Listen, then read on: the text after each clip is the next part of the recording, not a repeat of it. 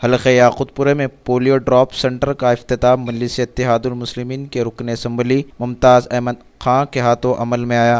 उनके हमरा बल्दी नुमाइंदे वाजिद अली खान, शकील महमूद और मजलिस के सरगर्म कारकुनान भी मौजूद थे।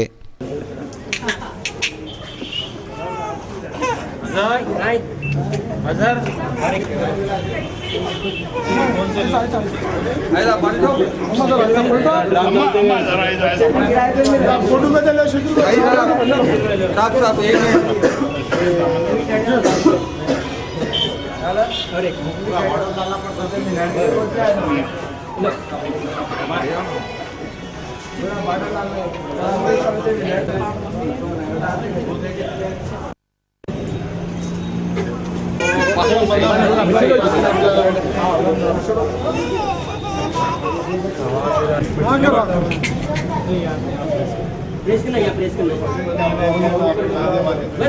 दो बार प्रेस कैडबरी है।